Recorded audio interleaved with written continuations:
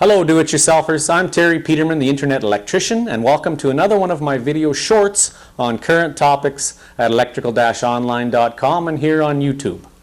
Some friends of mine recently purchased a new washer and dryer set for their home here in the Santan Valley area of Phoenix, Arizona, and during our conversation over dinner, it was mentioned that the new dryer had a 4-prong cord and plug, which is a NEMA 14-30R configuration. But the receptacle outlet in the home was only a 3-prong receptacle, which is a NEMA 10-30. So what the installer chose to do was to replace the 4-wire cord and plug with a 3-wire to match the existing receptacle in the home. Now the installer informed my friends that this was a good solution and that he knew what he was doing. But this got my attention for a couple different reasons. The main concern I had was this. This person installing the appliances probably has done this many times, but he isn't likely a licensed electrician, so he may not be fully aware of what should be done in this situation and the ramifications of not doing it correctly. So I decided to check out the installation to ensure the connection was safe. We pulled the dryer out and I opened up the outlet box to see what supply wire was there and what type and size of cable was present. This home was built in 1999, so I assumed the wiring should meet the code of the day, and I found that there was a 10-3 cable with ground, but the ground wire was just tucked into the back of the box, and the receptacle was connected to the red and black as the hot wires, and the white neutral conductor was on the grounded terminal marked white. Current electrical code regulations require that an outlet for an electric dryer must be of the NEMA 14-30R configuration, which is 2 hot wires, a neutral, and a ground wire. Without that ground wire, the appliance needs to have the frame grounded. So the code makes an exception. Simply put, it states that if the outlet and cable provided for a dryer connection is of the older style, then it will allow the connection of the dryer using a 3-wire cord and plug assembly, providing that you follow the manufacturer's supplied diagram for a 3-wire connection. Upon my investigation, the installer did make the connections and the internal wiring change to accommodate this, which amounts to bonding the neutral conductor of the supply circuit to the dryer frame. His only mistake then is not checking the supply cable to see if the outlet could be changed to meet the current code standards instead of changing the cord on the dryer. The effort and cost required to do this would be equal, only that he wasn't likely qualified to work on a home's electrical system.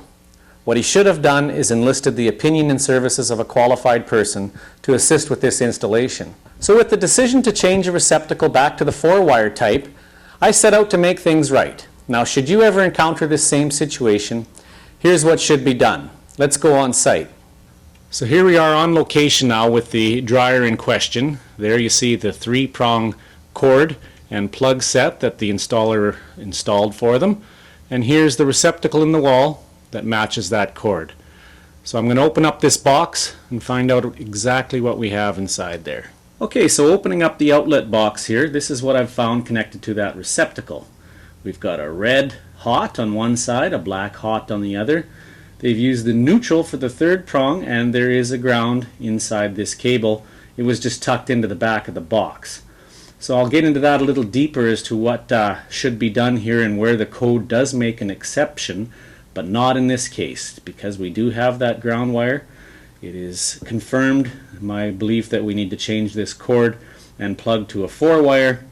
And we'll look at the back of the dryer after, but for now I'm going to replace this with the 4-prong receptacle and reinstall it. I've shut the breaker off. I've got a little story to tell about that. We'll get into that when we go to the panel. And we will install this 4-prong receptacle now. I'll show you the connections on it when we're done. It's just in an awkward spot here, so I won't be able to show that live. So after some difficulty, I was able to remove the 3-prong receptacle and put in this new 4-wire. That would be a neutral, 2 hots, and a ground. So here we have our neutral in the middle, and the terminal is clearly marked white if you've got better eyes than a 53-year-old has. Black is marked X and Y for the hots, so black and red are on the hot wires, X and Y. And then the green is clearly marked green for ground on the opposite side of the receptacle. I say it was difficult because the electricians in this case decided to save a little bit of money and only leave me about 4 or 3 inches of wire inside the box. So I calculate that at $19.99 copper prices to be a savings of close to 1/3 of a cent on this outlet. So there's a lesson again. Please leave a little extra cable when you rough in boxes. Alright, now we have a successful reinstallation of the receptacle. Now it's time to jump in behind here and tackle the replacement of the dryer cord back to the 4-prong cord that originally came with the appliance. So I've replaced the plug and the cord now to a 4-wire plug to match the receptacle that we have, which is 2 hots, neutral, and a ground, as I've mentioned many times here. So in the other installation, the installer put in the 3-wire cord and plug. No strain relief. He didn't have one of these connecting it into the back of the dryer, so nothing to stop that cord from being pulled out and tugged on those connectors, on those terminals. But he did have the bonding jumper, which is a white wire here that now is connected to the neutral. It was tied to the ground, so that gave you a bond between the neutral, the grounded conductor, and the grounding conductor, or the frame of the dryer, I should say. So now with the 4-wire installation, we separate that. We move the neutral wire back onto the neutral terminal, incoming, hot, neutral, hot, and our ground wire from the 4-wire plug and cord set goes to the frame of the dryer. So this is how it should look. There's the strain relief. We're going to put the cover back on. We're going to go turn the breaker back on and test things out. So as an aside to this little dryer video, we're going to talk about labeling the panel. Now when I went and shut off the breaker that was marked dryer, I would say clearly marked, but the felt pen is fading. However, 30 amp 2-pole breaker, marked dryer, you assume it's a dryer. I shut that one off, went and checked my outlet to make sure it was not hot, and lo and behold, there was still power there. So off comes the panel cover. I discovered that the wires here on this breaker do not match what's at the receptacle, a red, black, and a white. Here we only have a white that's identified as a black with black tape, and a black, and then a ground in that cable. So, on further investigation, looking over here, here's a 20 amp 2-pole breaker with a black and a red, white in the neutral bar, ground. That matches what I have at the dryer receptacle. However, it's labeled air conditioner and a 20 amp 2-pole. So here again, mistake on installation of the main wiring of this house. They put the wires in the wrong breaker and labeled it wrong, so I've got to switch those two, black and red, from the 20 amp 2-pole marked air conditioner up to the 30 amp 2-pole marked dryer and get things back properly working as they should and labeled as such. Another lesson, another good lesson too. Make sure you actually test for voltage after you've shut off what you think is the right breaker. So I've moved the wires over now. The 30 amp 2-pole breaker, clearly or unclearly marked dryer, is now actually the dryer. And over here, aircon, 20 amp 2-pole is now actually the air conditioner. So panel cover back on, we'll close things up and call it a wrap. So to wrap this up, I'm going to attempt to explain why this is the best solution to this fairly common issue. Electrical codes evolve over time as we learn more about electricity and how to protect ourselves against the hazards that it can present. One of those changes was the realization of the need for and putting into practice the use of ground wires, earthed or equipment ground wires. Systems function quite normally without the ground wire, but the function they perform is a safety measure for when things go wrong. In a 3-wire dryer connection, you're using the grounded conductor for both the intended path for current flow, but also as the equipment ground conductor for the dryer frame.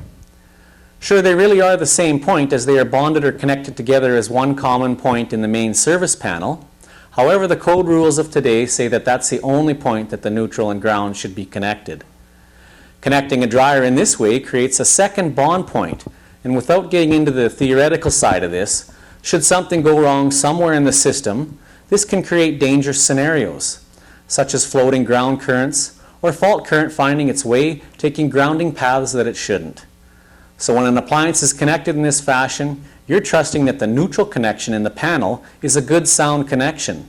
And you're also trusting that same guy who connected the air conditioner to the dryer breaker and vice versa. Let's think of it this way. You've got 2 lanes on a road and you have a center lane that is shared for either direction to use when making left-hand turns and such. However, the road usually has a ditch that you can take if suddenly the normal traffic lanes are blocked. So connecting an appliance in this manner effectively takes away the ditch as an emergency escape route. So if you want to understand more about your home's electrical system, the best tool that you can add to your kit is the Basics of Household Wiring DVD. You can pick up your copy today at our website by following the link on this video. Don't forget to check out my whole website and subscribe to my YouTube channel for many more helpful videos and articles. Thanks for tuning in. I'm Terry Peterman, the Internet Electrician.